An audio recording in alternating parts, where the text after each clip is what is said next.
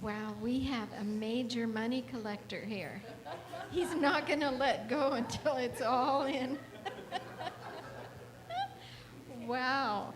Mason, if you could do a lot of math with that money, couldn't you, buddy?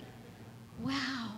You know, before we start children's story, I know somebody is turning 7 on Monday, and I think we should sing happy birthday to a couple of twins, don't you? So we're going to sing happy birthday, dear Grace and Mason. Can we do that? Here we go. Stand up. Happy birthday to you. Stand up. Happy birthday to you. Happy birthday, Grace and Mason. Happy birthday to you. Woo! Wow, that's exciting. So, Grace, I know that when you were at school you've been in school 2 weeks, 3 weeks now, right? That's amazing. Were you able to play outside the first week of school? Okay, tell us why. Because there was a bunch of ashes. What made the ashes, Mason? It fired the trees. Fire in the trees? Oh my goodness. That was scary, wasn't it? Did you see any of that on television? Did you guys see it on television? Was it scary? Yeah. So, you know, I want to tell you about Did you? So I want to tell you about a little girl I used to know really well. She was 5 years old. Her name was Dodo. And she liked fire. When her big brother, his name was Al. Do you want to join us over here, buddy? Because I like to look at you. Okay, so you know what? Her big brother was 3 years older, and he was in Pathfinders, and he would practice making campfires. That's what he said he was doing. He was really just making fires all over the farm because he loved fire. And Dodo would follow him around, and she'd get all the little sticks together, and she'd get the paper together, and she'd even sneak the matches from the kitchen. So they could, you know, you have to have matches or flint and steel, right? Something to make the spark, right? And if they got caught making these fires, you know what they'd say? They'd say, Al, the brother, he'd say, well, we're just practicing for campfire so we can pass that fire honor in Pathfinders, right?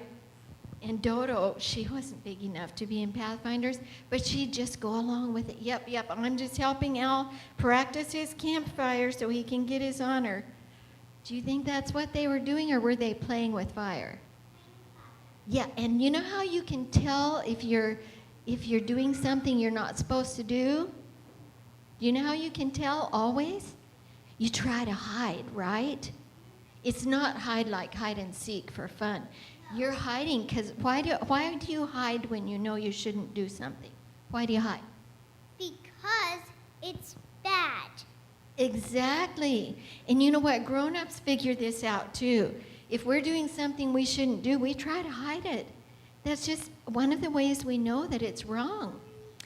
Well, one day, Al had gone to school, and Dodo decided she was going to make a fire by herself. And Mama was busy washing the clothes. And Dodo, how old is she?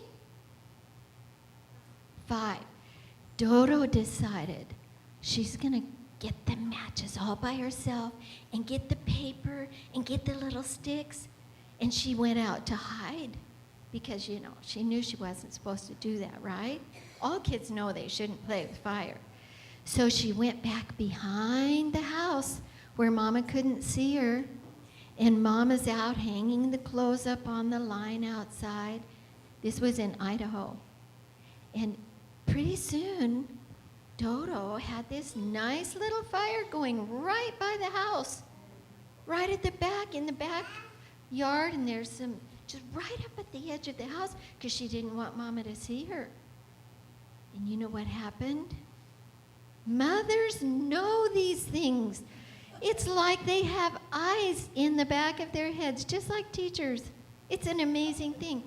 Suddenly, Mama is standing over Dodo, and she's like, Dodo, what are you doing?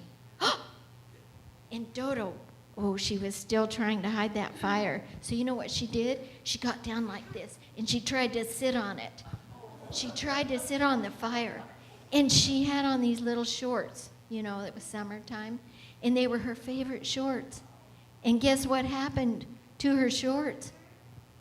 They got on fire. And Mama had to grab her and roll her around in the grass and get that fire out.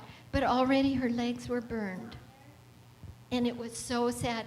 Her mom and daddy didn't even paddle her because her legs were so sore. They knew she had learned a lesson. It's amazing that she didn't really burn something badly, like the house, right? So you know what, kids, in the Bible, there's a verse in James that says, hey, Mason, what makes fire? What makes fire? Yeah, you can make fire at houses, but what do we need in our hand to make the fire? A match, right. So there's a verse in James that says, we don't just make fires with matches. We also make fires with our tongues. Ha! Does that sound silly? Make fires with your tongues? Let me read this little bit to you. This is in James chapter 3, verse 5. The tongue is a small part of the body. Is that true? Stick out your tongue. It's not very big, is it? Yeah, it's a small part of the body, but it makes great boasts. Consider what a great forest is set on fire by a small spark. The tongue also is a fire. So you know what? The tongue is like a match. If we say something mean, we can set a terrible fire on someone, can't we? It makes them feel bad. Just like a forest fire burns up the gorge. Yeah.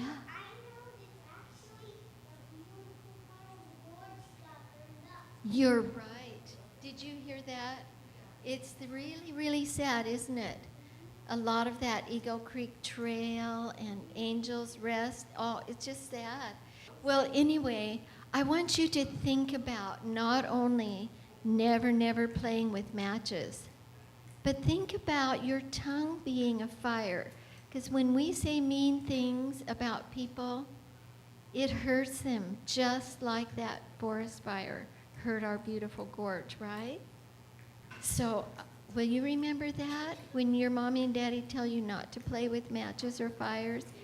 And no, I know you wouldn't. And try to remember that when we say mean things, we can hurt people, right? Okay, happy Sabbath. Bye-bye.